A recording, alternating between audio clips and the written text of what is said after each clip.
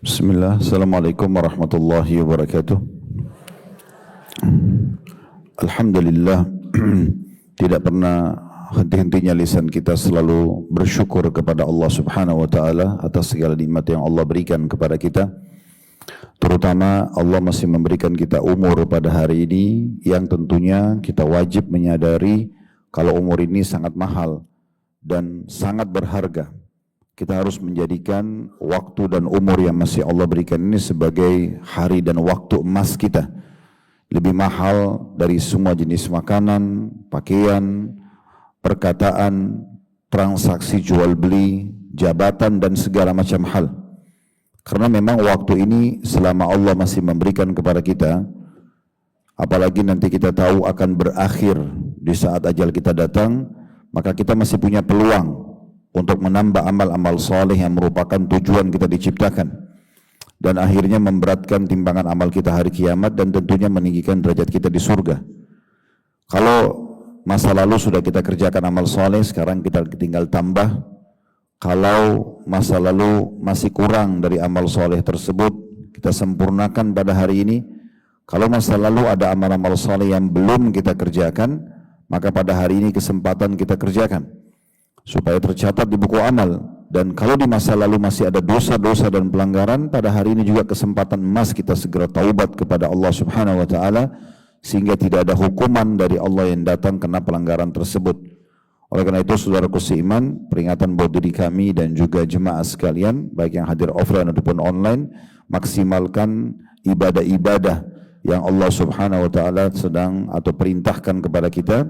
Tinggalkan semua pelanggaran-pelanggaran. Sabarlah terhadap kehidupan dunia ini dengan segala macam ujian.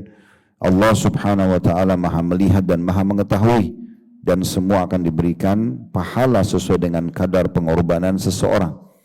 Dan insya Allah kita berkumpul pada siang ini tujuannya salah satunya adalah untuk memenuhi dan menambah amal soleh kita dan memaksimalkan waktu yang memang ada batasnya sebelum wafat dengan amal-amal soleh. Selanjutnya kita panjatkan salam hormat kita, salawat dan taslim kepada manusia yang telah Allah perintahkan untuk kita jadikan sebagai suri tauladan, menciplak hidup beliau, mensyukuri nikmat, bersabar atas ujian, kemudian sibuk dengan amal-amal saleh, menolak semua bisikan syaitan dalam maksiat, adalah contoh yang terbaik dari manusia terbaik yang Allah Subhanahu wa Ta'ala menjamin orang kalau mengikutinya maka pasti akan sama atau bersama dengannya.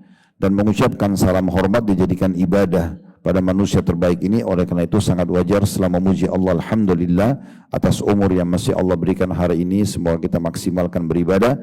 Kita juga mengucapkan salawat dan taslim kepada Nabi besar Muhammad sallallahu alaihi wa ala alihi wa sahbihi wasallam. Melanjutkan pada kita Bapak Ibu sekalian, yang sudah sering kita lanjutkan tentunya bahasannya, dan kita sudah menyelesaikan kurang lebih 19 poin dari kunci sukses di alam kubur yang ditulis oleh Dr. Ahmad Mustafa Mutawalli hafidahullah. Dan tidak henti-hentinya kita ingatkan bahwasanya alam kubur setiap orang di antara kita pasti tidak ada keraguan akan melaluinya, baik dia dalam kondisi sehat, sakit, kaya, miskin, sudah beramal saleh atau ahli maksiat, semuanya akan masuk ke alam kubur. Dan sebagai seorang muslim kita harus memahami kubur ini atau alam barzakh adalah awal kehidupan akhirat. Siapa yang lolos darinya maka dia akan lolos sesudahnya. Itu yang dikatakan oleh sahabat yang mulia Uthman bin Affan radhiyallahu anhu di saat melihat kuburan dan seringkali lewat ayat tentang kuburan, beliau menangis dan beliau mengatakan ini adalah awal alam akhirat. Siapa yang selamat darinya maka yang sesudahnya akan jauh lebih mudah. Inilah penentuan jalan kita Bapak Ibu sekalian. Nanti di mahsyar kita akan selamat, amal soleh kita akan lebih berat atau daripada dosa kita, dan akhirnya kita akan ke surga atau ke neraka. Orang yang lolos dari kuburan berarti lolos sesudahnya, dan tidak mungkin kita lolos di kuburan sementara kita tidak punya persiapan. Oleh karena itu penulis di sini menulis judul yang menarik, kunci sukses di alam kubur. Artinya memang itu akan membawa kita sukses sesudahnya. Kita sudah bahas teman-teman sekalian 2 poin pada pertemuan yang lalu tentang masalah ribat di jalan Allah, dan juga sudah kita bahas tentang mati syahid di jalan Allah. Semua ini berhubungan dengan masalah mati-mati yang baik. Dan pada hari ini juga kita akan bahas poin ke-20, masalah mati di hari Jumat atau malam Jumat itu sendiri. Tentu bahasan ini akan kita rincikan seperti biasa, panjang lebar. Namun sebelumnya kita akan coba baca dulu dalil yang diangkat oleh penulis hafizahullah, sebuah hadis Nabi SAW bagian-bagian buku di halaman 41 di poin 20, mati di hari Jumat atau malamnya.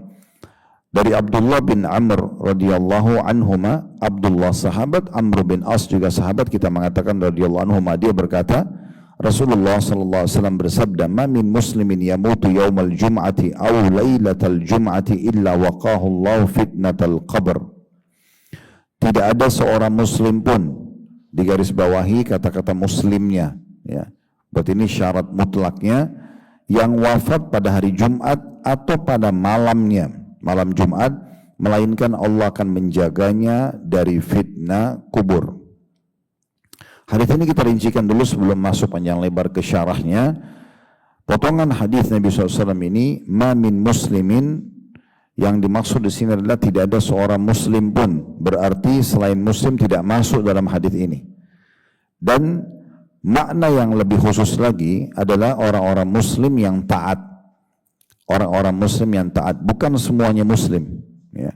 Tapi kalau ada muslim-muslim yang taat, maka dia lebih pasti bisa mendapatkan hadis ini, sehingga tidak dianggap remeh atau dipermainkan oleh sebagian orang, mengatakan, oh kalau begitu tinggal saya tunggu saja mati hari Jumat atau malam Jumat, saya akan husnul khatimah.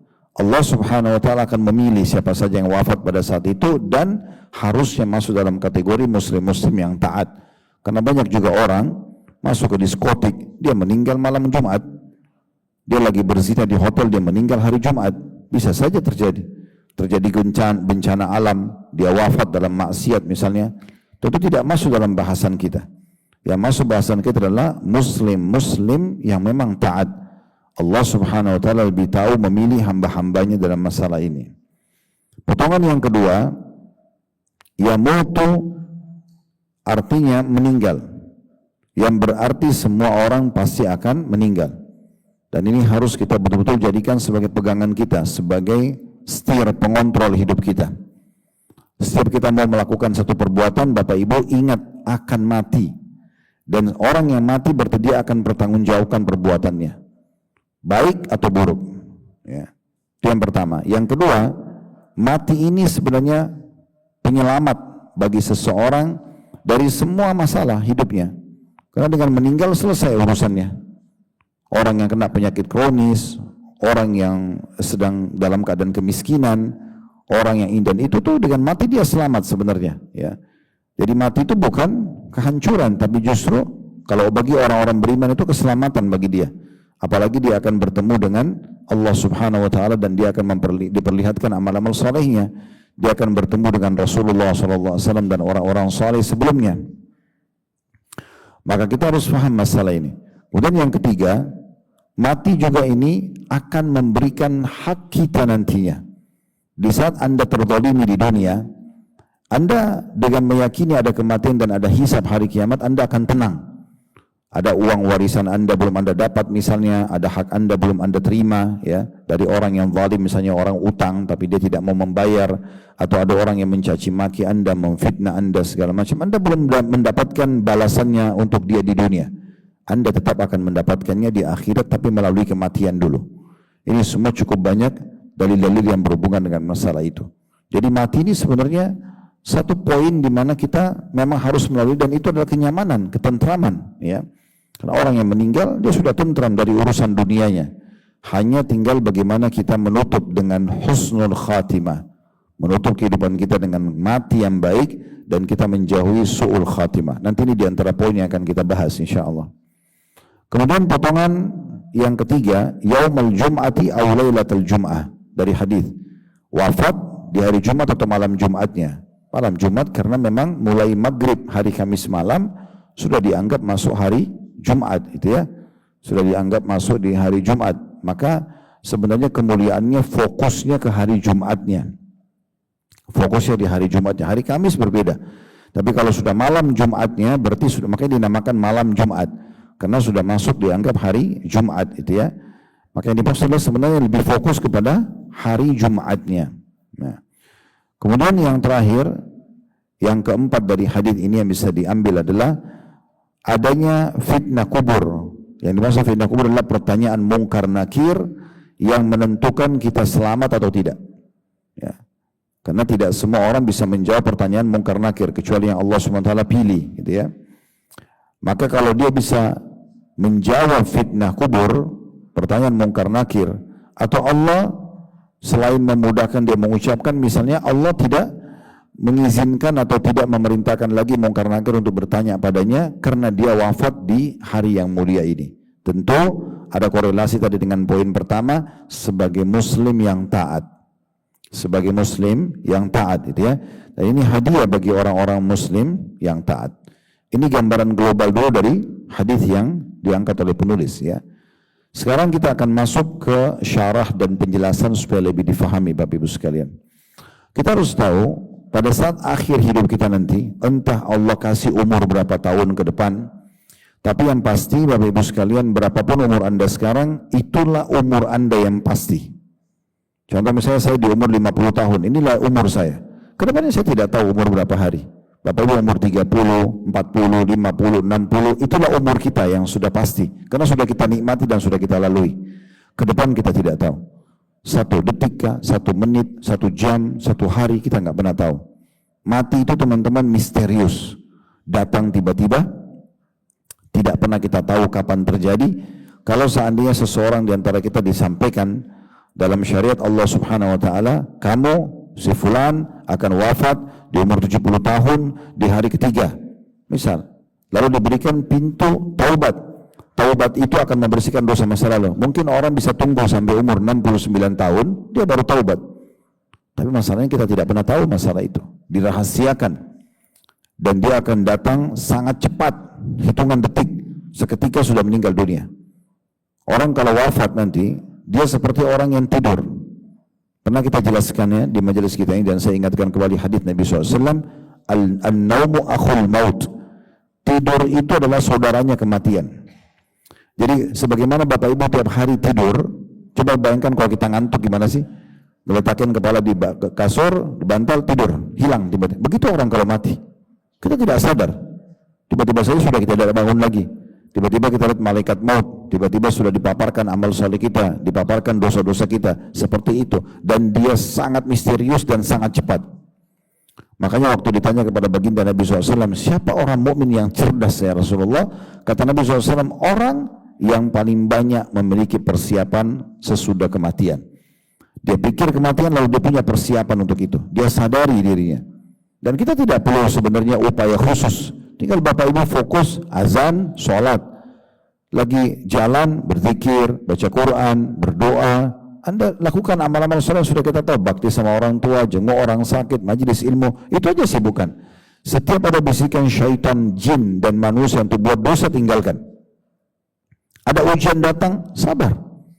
Sebagaimana ada nikmat datang kita syukur, ada ujian datang kita sabar. Ya, orang ghibah, orang fitnah, sabar aja, nggak masalah.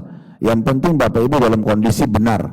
Kalau kita benar nggak usah khawatir. Allah punya cara memberikan pahala kepada kita. Pernah ditanya kepada Aisyah radhiyallahu anha ummul mukminin, yang banyak orang-orang Syiah sekarang mencaci maki beliau bahkan mengkafirkan radhiyallahu anha, dan kita ahli sunnah memuliakan beliau sebagai istri yang dicintai oleh Nabi SAW. Waktu Abu Bakar sama Umar sudah meninggal radhiyallahu anhuma, di masa Utsman radhiyallahu anhu mulai ada fitnah-fitnah menjelek-jelekan Abu Bakar sama Umar. Ditanya kepada Ummul Mukminin Aisyah, bagaimana pendapat Anda dengan ini? Di kalangan para sahabat mereka sangat memuliakan Abu Bakar sama Umar radhiyallahu anhu, yang juga orang-orang Syiah sekarang mengkafirkan itu ya. Maka di kalangan tabi'in ini, di masa Utsman bin Affan, banyak mulai orang-orang baru masuk Islam, orang jahil, gak ngerti kedudukan para sahabat, mencaci maki. Munculnya Abdullah bin Sabah, pendiri sekte Syiah, yang mencaci maki, mengatakan Abu Bakar sama Umar merebut khilafahnya Ali, dan segala macam fitnah yang disebarkan kepada dia oleh dia, dan dia menjadi penyebab Utsman bin Affan dibunuh, dan dia pun dibunuh di masa Ali karena menyebarkan isu ini, karena ini hoax, tidak benar gitu ya. Maka ditanya kepada Aisyah, apa pendapat anda dengan ini? Kata Aisyah, saya tidak melihat kecuali Allah ingin menambahkan pahala buat Abu Bakar sama Umar. Jadi kalau anda sedang digibah oleh orang, anda santai aja. Karena anda tidak melakukannya, sudah anda nanti mendapatkan banyak pelipat gandaan pahala. Semua ini bagian-bagian hidup kita yang harusnya kita sibukkan diri, ujungnya kita akan husnul khatimah. Disebutkan dalam sebuah hadis yang sahih kata Nabi sallallahu alaihi wasallam, kalau Allah mencintai seorang hamba, kalau Allah menginginkan kebaikan bagi seorang hamba, Allah akan menyibukkannya, mempekerjakannya. Jadi Nabi SAW mengatakan, kalau Allah mencintai seorang hamba dan menginginkan kebaikan buatnya, maka Allah Subhanahu wa taala akan mempekerjakannya. Kata para sahabat, ya Rasulullah, bagaimana Allah mempekerjakannya? Kata Nabi SAW, Allah akan sibukkan dia dengan amal-amal saleh yang dengannya Allah akan wafatkan dia. Setiap orang di antara kita, kalau terfikir di pikirannya, terlintas di hatinya, anggota tubuhnya masih mau beramal saleh, seperti Bapak Ibu Masya Allah tadi meluangkan waktu untuk datang ke masjid ini, untuk sholat duhur, untuk itu dalam majelis ilmu. Mungkin setelah ini anda sibuk lagi, ada yang jenguk orang sakit, ada yang mungkin ibu-ibu kembali berbakti pada suaminya, ngurus anaknya, bapak-bapak mungkin kembali mencari nafkah dan segala macam hal lah kita lakukan. Berarti itu kebaikan. Karena tidak semua orang hati dan fikirannya tergerak untuk amal saleh. Itu orang-orang yang Allah pilih. Kita kalau mau tahu diri kita baik atau tidak di sisi Allah SWT, lihat kita sibuk dengan amal saleh enggak? Kalau kita masih mau dari amal soleh ke amal soleh, berarti kita baik. Allah menginginkan kebaikan buat kita. Allah cinta dengan kita. Tapi kapan kita malas beramal soleh, apalagi membuka pintu-pintu dosa, berarti Allah tidak menyukai kita. Sederhananya seperti itu. Karena amal-amal soleh ini suci. Allah itu suci. Tidak akan mengerjakannya kecuali orang-orang yang suci, yang ingin menyelamatkan dirinya. Karena waktu kita terbatas.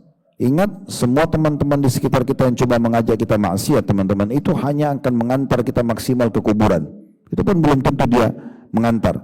Lalu kemudian mereka pulang dengan aktivitasnya masing-masing. Oleh karena itu hati-hati sekali. Penentuan kita husnul khatimah atau su'ul khatimah adalah bermula di masa hidup kita, kita biasa lakukan apa. Sebagaimana dalam sebuah hadis yang lain, kata Nabi SAW, sesungguhnya Allah akan menutup hidup seorang hamba dengan kebiasaan yang biasa dia lakukan. Anda mau tahu orang ini husnul khatimah atau su'ul khatimah dari mana? Dari kebiasaan dia yang dia lakukan.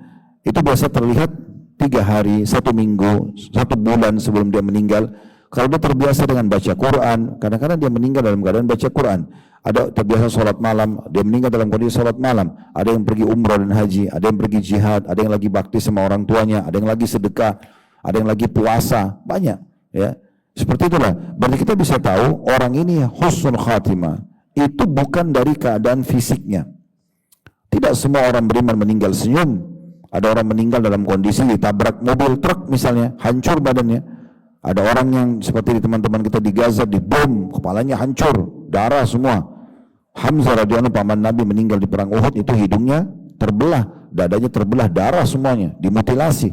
Tapi kata Nabi SAW, dia adalah sayyidul syuhada, pimpinnya para syuhada. Jadi kita lihat dari mana husnul khatimah, dari amal-amal saleh yang dia kerjakan sebelum dia wafat.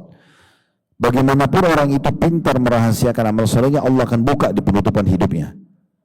Bagaimanapun sebaliknya, orang pintar mengemas amal dosanya, wa na'udzubillah, Allah akan bongkar dia meninggal dengan itu. Ya, misalnya na'udzubillah dia terbiasa zina, terbiasa mencuri, terbiasa segala macam, walaupun dia kemas di sekitarnya orang tidak tahu, maka tetap Allah akan tutup hidupnya dengan itu. Allah akan bongkar nanti itu. Berapa banyak terjadi kejadian-kejadian seperti itu. Ya. Nah, untuk husnul khatimah ini teman-teman sekalian, kita harus memperhatikan baik-baik. Continuelah dalam ibadah kepada Allah. Itu poin pertama. Continue dalam amal ibadah. Dan usahakan maksimal mungkin. Ini sudah wajib sebenarnya. Untuk mempertahankan tauhid. Jangan pernah merusak akidah kita kepada Allah. Mengesahkan Allah. Jangan pernah berbuat syirik. Jangan lagi pakai jimat, jangan lagi percaya ramalan, ya, jangan minta-minta pada kuburan dan benda mati. Bertauhid kepada Allah SWT. Karena kapan ada syirik sedikit saja kita meninggal, apalagi dia syirik besar, ya, maka secara otomatis itu termasuk su'ul khatimah, bukan husnul khatimah. Karena Allah berfirman kekal dalam surah An-Nisa ayat 48, Innallaha la yaghfiru an yushraka bih wa yaghfiru ma duna dzalika liman yasha wa man yusyrik billahi faqad iftara itsman 'azima. An-Nisa 48. Kata Allah, sungguhnya Allah tidak akan mengampuni dosa syirik. Pada saat dia meninggal di timbangan amal, selesai. Dosa syirik menghancurkan semuanya. Dan Allah akan mengampuni dosa-dosa ya, selain syirik bagi siapa yang dikehendakinya. Makanya keyakinan ahli sunnah wal jamaah, kalau ada orang meninggal, tidak bisa kita vonis langsung masuk neraka walaupun dia muslim, ada dosanya. Karena keyakinan ahli sunnah wal jamaah, semua orang meninggal selama dia muslim tahta masyiatillah, di bawah naungan Allah. Insya'a azzabahu wa insya'a ghafaralah. Kalau Allah mau Allah maafkan, kalau Allah mau Allah siksa. Begitulah dalam penyampaian hadis Nabi SAW itu ya. Makanya dikatakan, dan Allah mengampuni selain dosa syirik bagi siapa yang dia kehendaki. Barang siapa yang mempersekutukan Allah, maka sungguh ia telah berbuat dosa besar. Tentu banyak sekali contoh-contoh syirik ya. Ini harus hati-hati sekali, termasuk meyakini adanya sial ini, ada sial itu. Saya sarankan Bapak Ibu nanti juga setelah kajian kita mungkin bisa searching di Google, bisa cari tahu pembatal-pembatal keislaman. Hati-hati, jangan sampai kita masuk ke satu ranah itu, akhirnya kita meninggal dalam keadaan keluar dari agama Islam. Terutama berbuat syirik besar ini ya. Karena syirik besar ini masih banyak terjadi di negara kita dan dianggap biasa ya. Minta-minta pada kuburan, pakai jimat, percaya dukun, percaya ramalan, ini bahaya sekali ya. Kemudian yang kedua, berhubungan dengan masalah bagaimana husnul khatimah ya. Kita usahakan menjaga tauhid kita, dan yang kedua sebenarnya lebih kepada menjaga amal saleh kita. Jadi rutinitas menjaga amal saleh itu penting sekali ya. Karena orang-orang yang tadi sudah kita singgung terbiasa dengan amal saleh, Allah akan tutup hidupnya dengan amal saleh tersebut. Semua jadi amal saleh. Dan usahakan Bapak Ibu sekalian fahami baik-baik, ibadah yang atau amal saleh depan mata itulah yang sedang Allah izinkan kita lakukan ya. Apa saja. Makanya Nabi SAW mengatakan, la tahkiranna minal ma'rufi syai'a, ya, jangan kalian pelit-pelit dengan amal saleh. Wa in talqa akhak ya biwajhin talq, walaupun engkau bertemu dengan saudaramu muslim hanya dengan wajah tersenyum. Artinya kalau senyum aja bisa, ya sudah senyum aja. Sedekah dengan Rp1.000 sedekah aja. Bersedekah dengan sepotong makanan kita dibagi dua sama teman, tidak ada masalah. Kerjakan semua amal soleh apa yang di depan mata yang termudah. Udah selesai, jangan ditunda-tunda. Dan selalu jadikan amal soleh yang sedang kita kerjakan adalah anggap amal terakhir. Kita tidak pernah tahu, mungkin kita masih bisa beramal sudahnya atau tidak. Pernah saya ingatkan, dan ini prinsip hidup saya juga Bapak Ibu sekalian, setiap amal soleh itu nggak bisa terulang. Amal soleh ini sekali luput dari Anda tidak bisa Anda ulang. Sebagai contoh misalnya tadi kita sholat duhur berjamaah. Saya mohon maaf kalau ada Bapak Ibu kebetulan masuk dalam contoh ini karena saya tidak maksud Anda, saya juga tidak kenal Anda gitu ya. Tapi kalau misalnya tadi kita sholat berjamaah, beda pahalanya orang yang sudah ada di tempat sholat ini dari azan misalnya. Dia jawab muadzin, dia sholat qabliyah, dia berdoa antara azan dan iqamah, dia dapat takbiratul ihram pertama imam. Semua ini kan ada keutamaannya.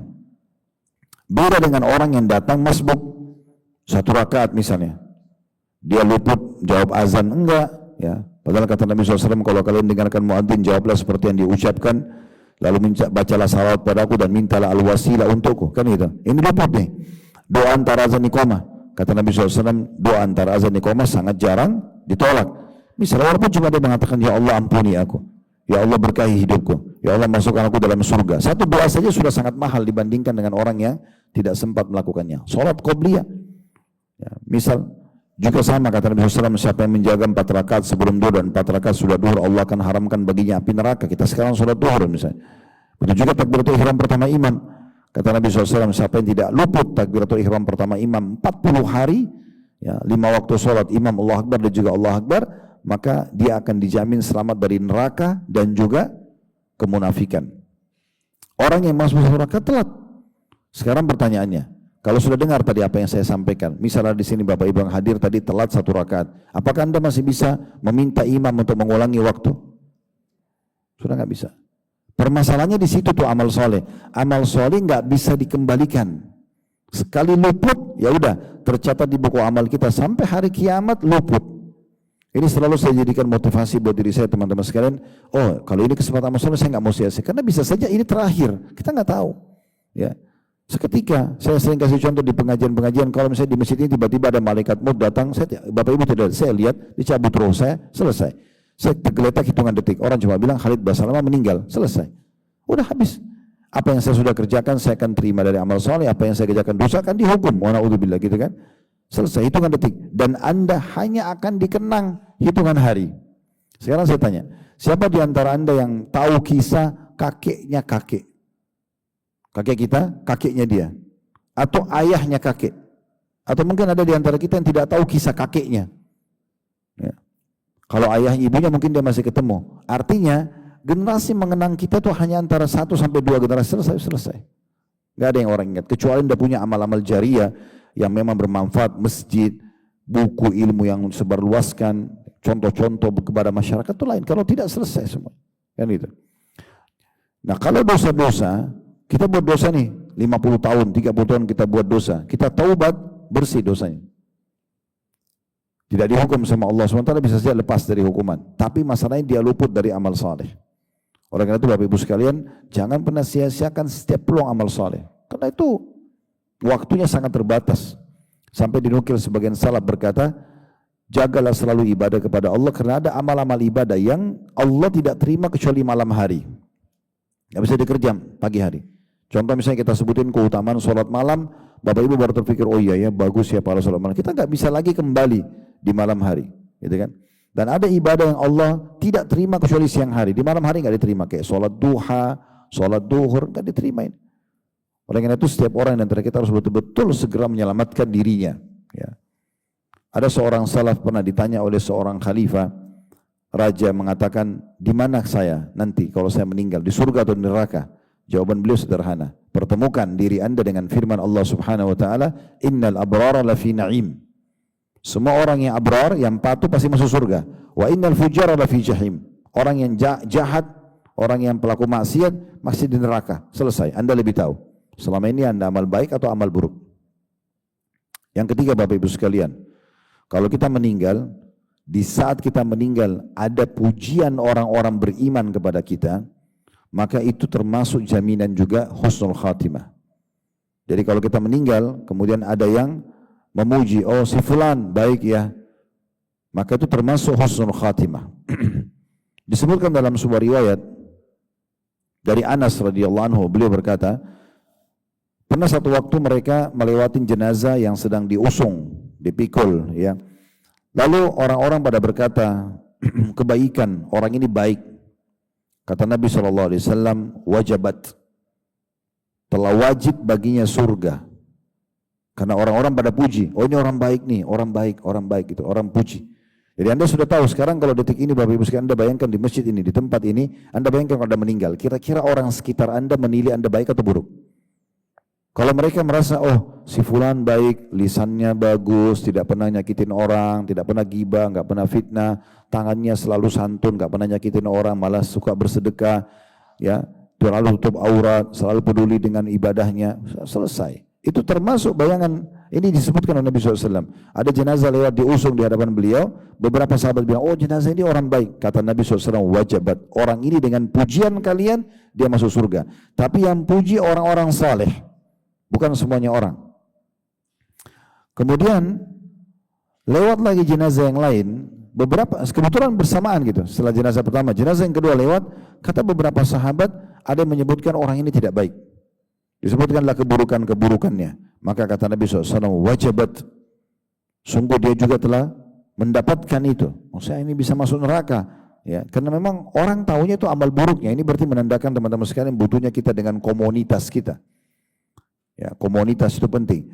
Umar lalu mengatakan, apakah yang wajib itu, wahai Rasulullah? Kata Nabi SAW, yang kalian puji kebaikannya, maka wajib baginya surga. Dan yang kalian sebutkan kejelekannya, maka wajib baginya neraka. Kalian adalah saksi-saksi Allah di muka bumi. Dalam riwayat lain, Umar bin Khattab pernah di masa Nabi SAW sudah meninggal, ada lewat jenazah, ada orang-orang puji, lalu kata Umar, wajabat, orang ini masuk surga. Lalu kemudian sebagian orang lewat lagi ada jenazah buruk, maksudnya orang yang tidak baik, lalu ada orang mengatakan ini orang buruk. Lalu kata Umar juga sama, wajib baginya neraka gitu ya. Maka orang bertanya, apa yang anda maksudkan wahai Amir Mu'minin? Kata Umar, saya hanya mendengarkan dan menyampaikan apa yang Nabi SAW sampaikan dalam sebuah hadis riwayat Ahmad dengan sanad sahih, ayyuma muslimin syahida lahu arba'atun bi khairin adkhalahu Allahul jannah.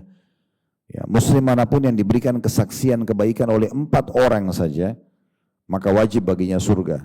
Tapi di sini Bapak Ibu sekalian, Imam Nawawi mengatakan, ya, bahwasanya yang dimaksud adalah pujian dari ahlu fadl, pujian dari orang-orang saleh, pujian dari orang-orang yang dekat dengan Allah Subhanahu wa taala, bukan semua orang. Karena bisa saja orang ahli maksiat, dia meninggal, teman-temannya merasa kehilangan, nangis-nangis, sebutin dia dulu baik nih kena traktir kita minum bir. Lo misal, ini dulu baik nih karena biasa traktir kita di karaoke ini, itu bisa saja, kan gitu. Dia sebut, dianggap itu kebaikan, padahal itu kan keburukan, ya. Jadi baik buruk itu yang dipandang baik buruk oleh Allah dan Rasulnya, bukan sembarangan, ya, bukan asal-asalan gitu ya. Makanya Imam Nawawi mengatakan dan memasukkan 2 riwayat tadi yang saya bacakan itu, hadis Anas dan juga, ya, kasus Umar bin Khattab yang disampaikan oleh Al-Aswad, Abul Aswad, ya, tentang kejadian jenazah tadi. Imam Nawawi memasukkan 2 hadis ini dalam bab pujian orang-orang kepada orang yang meninggal dunia dalam kitab Riyadhus Shalihin beliau. Lalu Imam Nawawi mengatakan yang dimaksud adalah orang-orang ahlu fadl, orang-orang yang terpuji ibadahnya, ya, dari kalangan orang-orang saleh. Oleh karena itu tidak boleh sembarangan difahami tentang masalah ini, ya. Dan ada perkataan menarik dari Imam Asy-Syatibi dalam kitab Al-I'tisam di jilid 1 halaman 169 sampai 170. Abdul Haq Al-Ishbili rahimahullah berkata, sungguhnya su'ul khatimah, ya, mati dalam kondisi jelek, tidak mungkin menimpa orang-orang secara zahir batin, ya, yang baik agamanya. Tidak pernah didengar dan diketahui orang seperti itu akhir hidupnya jelek. Alhamdulillah, kata beliau, akhir hidup yang jelek itu hanya bagi orang yang rusak dalam akidahnya, terus-menerus melakukan dosa besar dan menganggap remeh dosa. Begitu pula su'ul khatimah bisa terjadi pada orang yang asalnya berada di atas sunnah Nabi SAW, lantas keadaannya melenceng jauh dari jalan tersebut. Sudah pernah faham kebenaran lalu melenceng keluar, lalu bermaksiat kepada Allah SWT. Apakah dia murtad atau misalnya dia meninggalkan ketaatan kepada Allah lalu melebur dengan kemaksiatan. Ya, oleh karena itu orang butuh istiqamah sampai wafat, ya. Tidak boleh kita berhenti dalam ketaatan sampai ruh kita dicabut oleh Allah SWT. Kata beliau, inilah amalan yang menyebabkan akhir hidup seseorang itu jelek. Kita berlindung kepada Allah dari demikian. Ada seorang ulama tabi'in bernama Mujahid, ya. Ini disebutkan oleh Imam Qurtubi dalam kitab At-Tadhkirah beliau, jilid 1 halaman 38. Beliau mengatakan, barang siapa mati, maka akan datang di hadapan dirinya orang yang satu majlis atau yang setipe dengannya. Ya. Kalau orang mau meninggal dunia, nanti akan datang teman-teman yang biasa dia bersamanya, gitu ya. Jika ia biasa duduk di majlis yang selalu menghabiskan waktu dalam kesia-siaan, maksiat, ya, maka itulah yang akan menjadi temannya di kala sakaratil maut. Allah buat datanglah teman-teman buruk itu menemani dia. Ya, adik kandung saya pernah cerita, dia bilang ada temannya pada saat mau meninggal, teman-temannya yang sama dia datang kemudian membelikan minuman keras lalu menuang di kepalanya karena dia minta untuk dituangkan itu. Pada saat mau meninggal, subhanallah, ya. Datang teman-teman buruknya dan sama-sama masih sudah mau meninggal masih ada khamr. Karena dia terbiasa dengan itu. Sebaliknya, kata, ya, Imam Qurtubi yang menukil perkataan Mujahid, sebaliknya jika ia dalam kehidupannya selalu duduk bersama orang-orang yang baik, selalu mengingat Allah, ya, beribadah kepada Allah SWT, ya, maka itulah akan menjadi temannya yang menemani dia pada saat sakaratil maut. Jadi memang ini butuhnya seseorang berada di komunitas yang baik, ya. Ibnu Katsir berkata rahimahullah, sungguhnya dosa, maksiat dan syahwat adalah sebab yang dapat menggelincirkan manusia saat kematiannya, ditambah lagi dengan godaan-godaan syaitan. Jika maksiat dan godaan syaitan terkumpul, ditambah lagi dengan lemahnya iman, maka sungguh amat mudah berada dalam su'ul khatimah atau kematian yang buruk. Contoh-contoh orang su'ul khatimah itu misalnya akidahnya rusak, ya, tidak mau bertauhid kepada Allah, selalu berbuat kesyirikan, tidak peduli dengan ajaran-ajaran dan kemurnian agama, sehingga sembarangan, sembrono saja semaunya sendiri, ya. Kemudian terus-menerus membuka pintu-pintu syaitan dalam maksiat, setiap bisikan selalu diiyakan. Kemudian memiliki teman-teman yang buruk dalam pergaulan. Semua ini termasuk, ya, menjadi penyebab masalah itu. Sekarang kita masuk ke bahasan kita tentang masalah salah satu mati yang baik adalah mati di hari Jumat. Mati di hari Jumat, ya. Dan ini sudah kita singgung tadi, ya. Walaupun sebenarnya banyak sekali di bahasan-bahasan kita sebelumnya tentang orang yang mati husnul khatimah, ya. Cukup banyak. Di antaranya kemarin kita sempat bahas tentang masalah orang yang akhir kalimatnya la ilaha illallah masuk surga. Hadis yang masyhur diriwayatkan oleh Abu Daud dan disahihkan oleh para ulama. Ini pernah kita bahas di salah satu poin kita, ya. Tentu orang yang memahami kalimat ini dan juga hidup dan mati di atas kalimat ini, betul-betul tidak ada Tuhan yang berhak disembah kecuali Allah, hidupnya cuma taat kepada Allah dan meninggalkan larangannya. Kemudian juga termasuk husnul khatimah, orang yang meninggal kemudian di keningnya ada keringat, begitu disebutkan dalam hadis, ya. Diriwayatkan Tirmidzi, kata Nabi SAW, mautul mu'mini bi'irqil jabin, ya.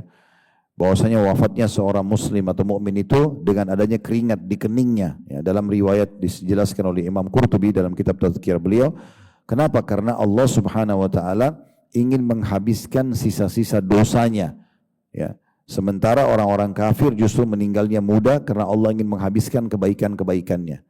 Jadi kayak misalnya ada orang kafir nih, dia bakti sama orang tuanya, dia bantu tetangganya misalnya, itu kebaikan dalam syariat Allah, tapi tidak dicatat pahala. Allah balas dia di dunia, termasuk matinya dimudahkan.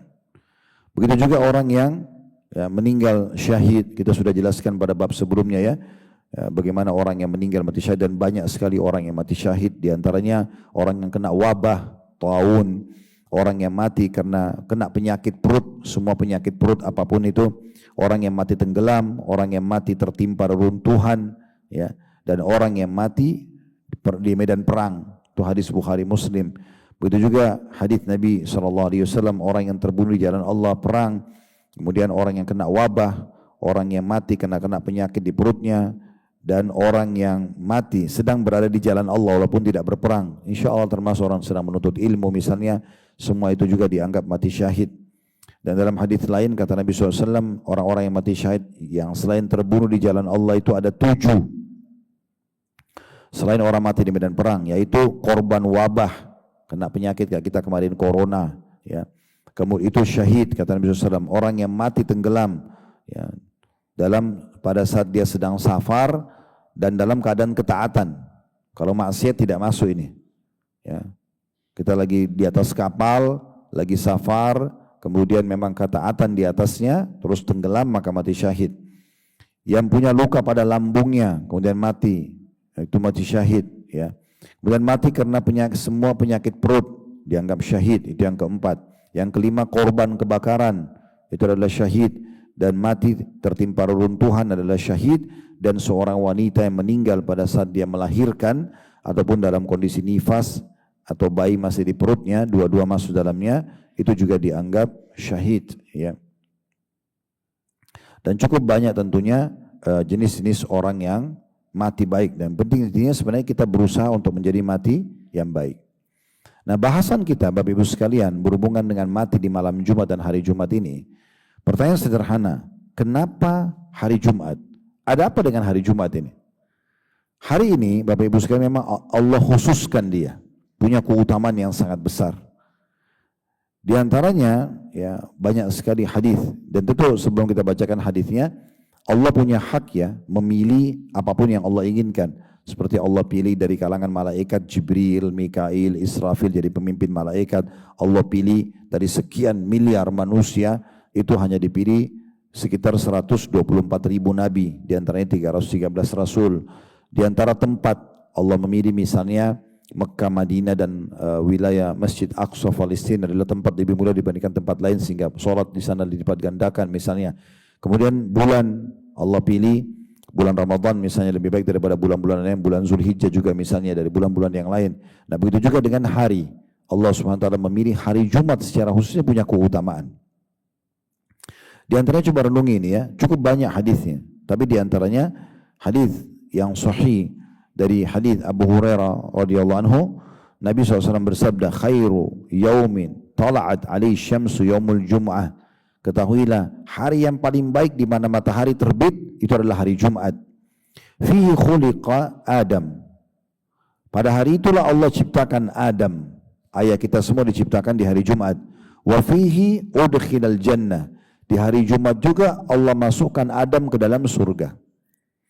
Wa fihi ukhrija minha. Di hari Jumat juga Nabi Adam dikeluarkan dari surga untuk ke bumi dan ditugaskan. Wala taqumus sa'atu illa fi yaumil jum'ah. Dan tidak akan terjadi kiamat kecuali di hari Jumat. Ya, jadi memang Allah pilih khusus hari ini nih, hari mulia sekali ya. Hari diciptakan Adam alaihissalam, hari dimasukkan ke dalam surga, hari dikeluarkan dari surga, dan juga tidak akan terjadi kiamat kecuali di hari Jumat. Ini hadis yang sangat mulia sekali Bapak Ibu sekalian, yang menyebutkan tentang hari Jumat, dan ini disebutkan oleh Imam Muslim, hadis yang sahih. Kemudian hadis yang selanjutnya ya, di mana Nabi SAW menyebutkan tentang keutamaan Jumat dari hadis Abu Hurairah radhiyallahu anhu dan Hudzaifah radhiyallahu anhu, "Adhallallahu 'anil jum'ati man kana qablana." Allah menutupi hari Jumat untuk umat-umat sebelum kita. Allah menutupi hari Jumat dari umat-umat sebelum kita. Mereka tidak tahu keutamaan Jumat. Fakana lil Yahudi yaumus sabt. Maka orang-orang Yahudi memilih hari Sabtu sebagai hari raya mereka. Wa kana lin Nasara yaumal Ahad. Dan orang-orang Nasara memilih hari Ahad. Faja'allahu bina fahadana Allahu li yaumil Jum'ah. Lalu Allah mendatangkan kita dan Allah pilihkan Jumat buat kita. Ya. Dalam riwayat yang lain, manusia hanya mengikuti kita dalam mendapatkan hari Jumat itu. Hari Jumat itu hari mulia, hari raya kita. Ya, hari raya umat Islam ada 3. Idul Adha, Idul Fitri, dan juga hari Jumat. Makanya Jumat itu ada sholat Jumat. Kalau kita walaupun diwajibkan laki-laki dan sunnah bagi perempuan, tapi dianjurkan mandi Jumat. Bahkan pendapat yang paling kuat adalah diwajibkan. Kemudian dianjurkan untuk, kata Nabi SAW, siapa yang mandi di hari Jumat dengan mandi sebersih-bersihnya. Kemudian dia memakai baju terbaiknya, dia pakai wangi-wangian terbaiknya di rumah. Kemudian dia pergi ke masjid. Kemudian dia tidak melewati pundak orang-orang, dan dia mendengarkan, dia sholat yang disunnah, yang diperintahkan sholat tahiyat masjid, kemudian dia dengarkan khatib, lalu dia sholat, kecuali diampuni dosanya seminggu ke depan, ya, ditambah 3 hari lagi, jadi 10 hari pengampunan dosa. Ada gabungan antara memuliakan hari ini dengan ibadahnya, jadi kan, karena mulianya. Juga hari Jumat Allah jadikan ada waktu mustajab doa.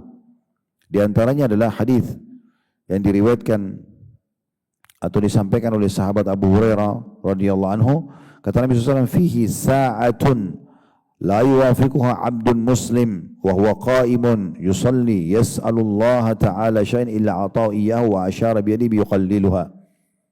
Di hari Jumat itu adalah waktu tidak ada seorang muslim pun yang salat kemudian mereka atau dia berdoa kepada Allah, kecuali pasti Allah akan ijabah, Allah akan kasih penerimaan doa di hari Jumat. Dan itu waktunya sangat sedikit. Ada riwayat yang lain disebutkan bahwasanya ya dia mulai khatib duduk di atas mimbar atau naik di atas mimbar sampai ya selesai pelaksanaan Jumat, sebagaimana dalam hadis Abi Darda radhiyallahu anhu dan Abi Musa al-Asy'ari radhiyallahu anhu, mereka berdua mengatakan bahwasanya Abdullah bin Umar radhiyallahu anhu ya berkata, coba perdengarkan kepadaku, ya, kata Abu Musa al-Asy'ari, ya, Abdullah bin Umar berkata kepada Abu Musa al-Asy'ari, coba perdengarkan kepadaku, ya. Abu Musa al-Asy'ari berkata kepada Abdullah bin Umar, coba perdengarkan kepadaku hadis apa yang telah ayahmu dengarkan langsung dari Nabi SAW berhubungan dengan masalah waktu mustajab di hari Jumat. Qala, ya, dia mengatakan, sami'tu, qala abi, ayahku berkata, sami'tu Rasulullah SAW yaqul hiya ma baina an yajlisal imamu ila an tuqdas salah. Maka kata Abdullah bin Umar, Rasulullah SAW bersabda, waktu mustajab itu adalah pada saat khatib duduk ya di khutbah kedua sampai diiqamahkan sholat. Makanya semua khatib berdoa di waktu itu. Ibu-ibu pun lagi di rumah bisa sambil merenungi masalah, jangan sibuk dengan yang lain ya. Apalagi kalau dekat rumah ada masjid bisa didengarin khutbahnya, tidak apa-apa sambil didengarin itu ya. Kalau di Indonesia tentu belum menjadi sebuah hal yang dikenal ya. Kalau wanita boleh hadir Jumat, tapi kalau bapak ibu yang pernah umroh atau haji, pasti lihat Masjid Haram Mekah dan Masjid Nabawi itu tetap dibuka tempat untuk perempuan, karena sebenarnya boleh saja sholat ya, boleh saja sholat Jumat, tapi hukumnya sunnah bukan seperti laki-laki gitu ya. Kalau laki-laki memang hukumnya dia lebih cenderung kepada wajib. Kemudian pendapat kedua ada yang mengatakan dia selepas asar sampai terbenam matahari. Maka dua-dua ini waktu jangan disia-siakan. Beranjak daripada hadis Jabir bin Abdullah radhiyallahu anhu, Nabi SAW bersabda, "Yaumul Jum'ati 12 sa'ah la yujadu fiha 'abdun muslimun yas'alullah syai'an illa ata'u iyyahu faltamisuha akhir sa'atin ba'dal 'asr." Hari Jumat ada 12 jam. Jadi bisa maksudnya dari mulai subuh sampai terbenam matahari, ya. Tidak ada seorang muslim pun yang memohon sesuatu kepada Allah dalam waktu tersebut melainkan akan dikabulkan oleh Allah. Maka kejarlah baik-baik, jangan sia-siakan, terutama selepas asar sampai terbenam matahari. Ya, itu waktu mustajab. Makanya sebagian salaf mengatakan bahwasanya itu dinukil kepada mereka kalau sudah tiba waktu asar, habis sholat asar hari Jumat, mereka sudah tidak bicara sama siapapun, langsung mengangkat tangan ke langit dan berdoa kepada Allah Subhanahu wa ta'ala, karena ini adalah waktu mustajab. Ya, ini luar biasa, berarti menandakan memang hari ini punya keutamaan tersendiri. Ya, ini keutamaan tersendiri.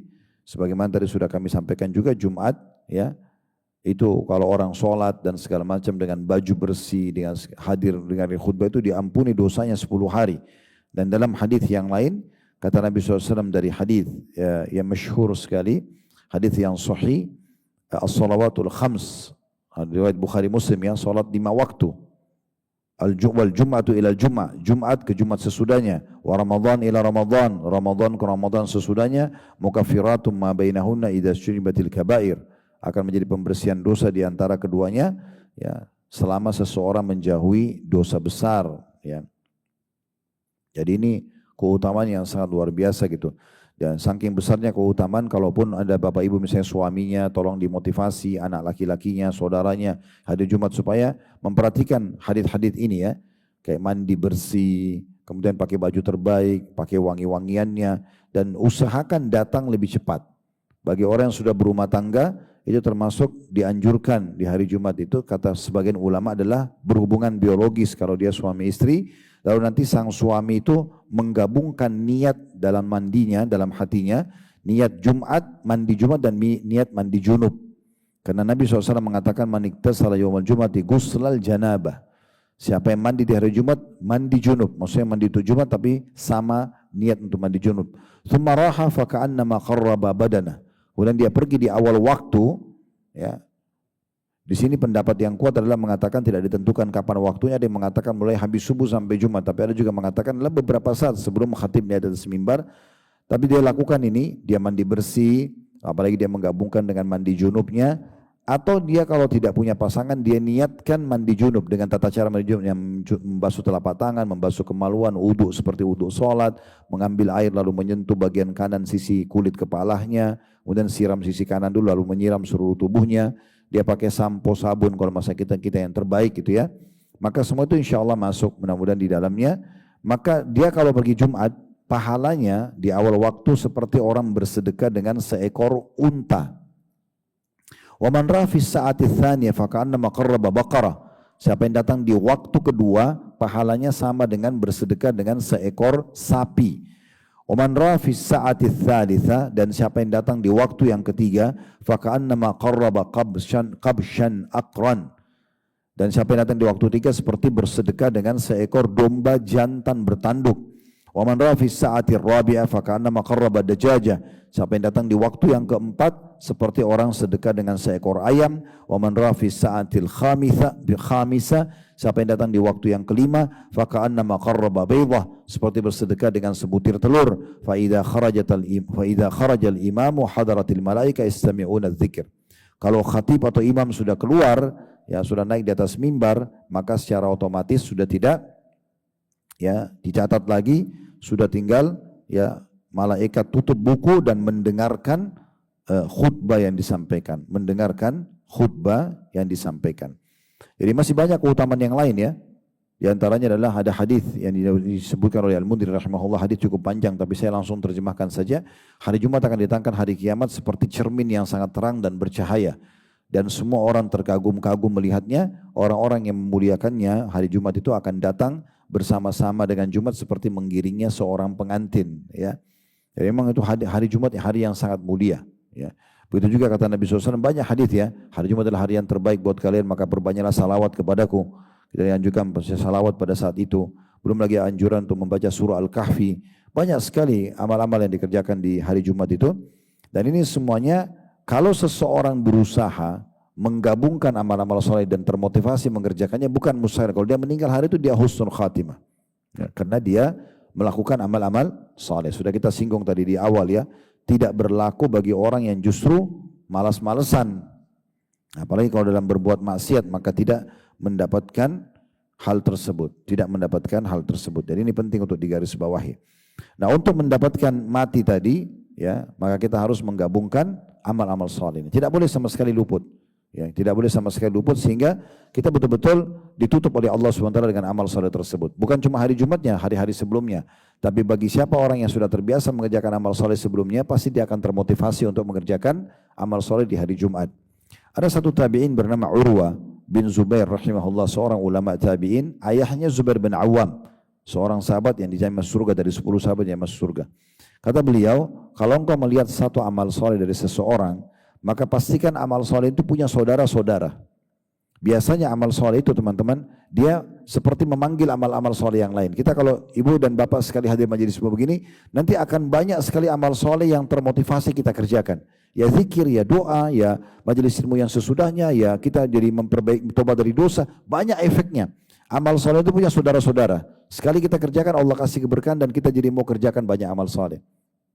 Sebagaimana dosa juga punya, kata beliau, kalau kalian lihat satu amal saleh dari seseorang, pastikan orang itu baik karena amal saleh itu punya saudara-saudara. Walaupun ada orang menilai dia buruk. Dan pastikan kalau seseorang itu sedang berbuat dosa, maka pastikan dosa itu punya saudara-saudara. Walaupun dia dianggap baik di mata manusia. Oleh karena itu teman-teman sekalian, selamatkan diri kita sebelum terlambat.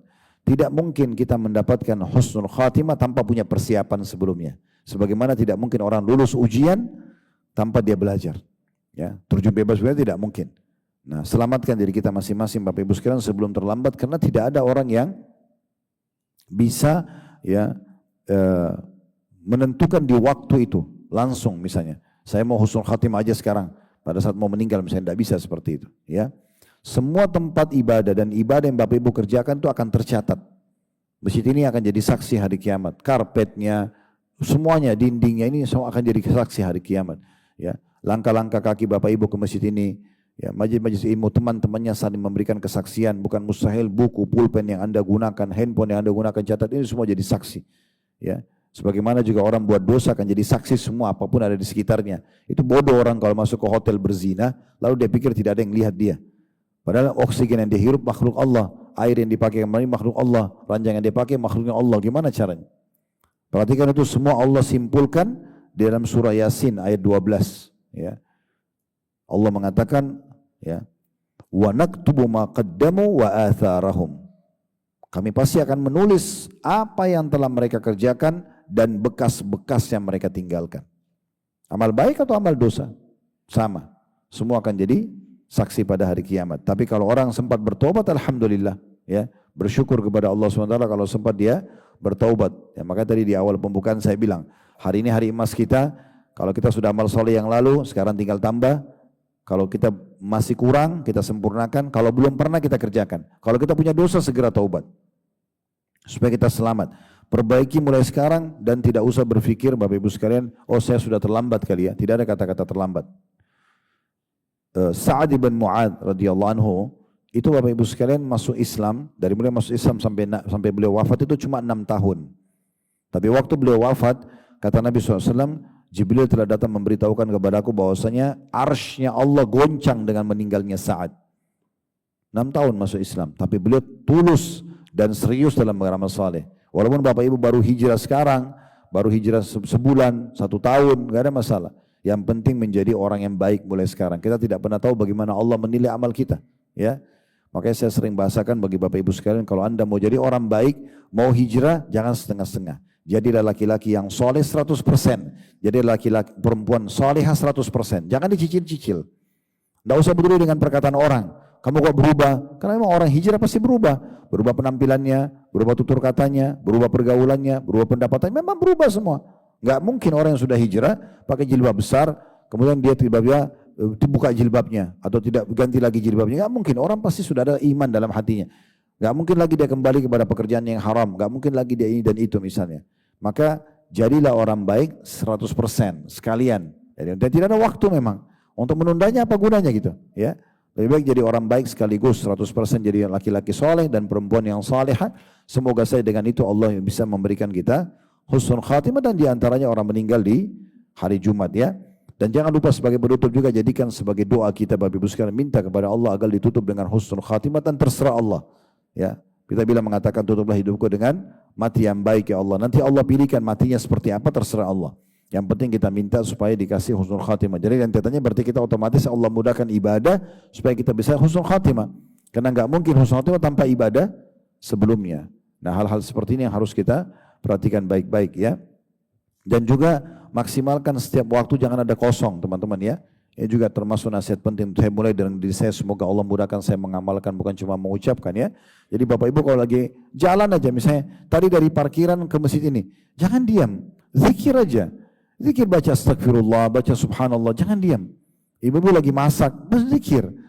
Ada manfaat apa nih manfaatnya gitu ya. Misalnya dengarin ceramah, ada sesuatu yang manfaat. Jadi jangan tersibukkan dengan hal yang tidak ada manfaatnya. Ya, ini penting sekali ya. Tapi intinya sebenarnya adalah bagaimana kita memperbanyak ibadah kepada Allah SWT. Dan jangan anggap remeh sebuah zikir karena itu adalah ibadah yang sangat besar. Saya kemarin baru balik diundang dari Malaysia, baru kemarin tiba, khusus membahas masalah zikrullah saja. Saya merenungi kembali hadis-hadis yang sudah pernah kami pelajari itu luar biasa gitu. Bagaimana Nabi SAW mengatakan siapa yang masih kurang sholat malamnya, siapa yang masih kurang puasanya, siapa yang masih belum ikut berperang, maka dia harus perbanyak saja. Maksudnya seakan-akan sebagai gantinya. Subhanallah, alhamdulillah, wa la ilaha illallah, Allah akbar. Perbanyak, banyak zikir. Jangan berhenti gitu ya. Saya tutup dengan dinukil oleh murid-murid Syekh bin Baz rahimahullah, salah satu ulama Saudi yang sangat masyhur ya, rujukan umat Islam juga di dunia ini. Beliau dinukil oleh muridnya kisah waktu sudah meninggal, tersebar beritanya gitu ya. Kalau beliau itu sedang menerima telepon, ada orang menanyakan fatwa karena beliau mufti, maka sambil nunggu orang itu lagi bertanya, beliau berzikir. Tak berzikir, baca zikir. Nanti kalau sudah saatnya jawab baru dia jawab. Jadi saking tidak ada waktu kosong, semuanya diisi dengan amal baik. Dan ingatlah sabda Nabi SAW, sungguh sangat bahagia orang yang menemukan di buku amalnya banyak istighfar. Banyak sekali dia ucapkan. Kita tidak usah lagi hitung jumlahnya, pokoknya kita perbanyak ya. Abu Hurairah itu dikatakan berzikir, bertasbih kepada Allah sehari sampai 12.000. Pokoknya dia sudah, itu kata-kata 12.000 bisa saja dihitung, bisa saja mungkin karena banyaknya sehingga disebutkan angka itu. Intinya coba kita maksimalkan dengan ibadah, dan ibadah yang paling mudah zikrullah. Ya, tapi dengan cara yang benar tentunya ya. Dengan zikir-zikir yang benar, jangan sampai kita justru masuk dalam zikir-zikir yang tidak pernah dicontohkan oleh baginda Nabi SAW, akhirnya buang-buang waktu dan tidak ada pahalanya di sisi Allah Subhanahu Wa Taala. Ini mungkin bahasan kita Bapak Ibu sekalian berhubungan dengan masalah mati di hari Jumat yang merupakan husnul khatimah. Sekaligus kita sebutkan kenapa hari Jumatnya, karena punya keutamaan ya, walaupun itu sebagian kecil ya. Karena kalau kita ingin bahas Jumat itu cukup panjang bahasannya. Allahu a'lam. Semoga apa yang kita bahas ini bermanfaat buat kita dan Allah jadikan ilmu yang bisa diamalkan dan juga menjadikan kita orang-orang yang selalu dipanjangkan umurnya di atas ketaatan, kesempurnaan ilmu, amal saleh dan jauh dari dosa-dosa, dan sebagaimana Allah satukan kita di sini, semoga Allah satukan juga kelak kita di surga firdausnya tanpa hisab. Allahumma amin. Ada benar dari Allah, silakan diambil, dan ada salah dari saya, mohon dimaafkan, dan saya istighfar kepada Allah SWT. Subhanakallahumma bihamdika, asyhadu an la ilaha illa anta astaghfiruka wa atubu ilaik. Wassalamualaikum warahmatullahi wabarakatuh.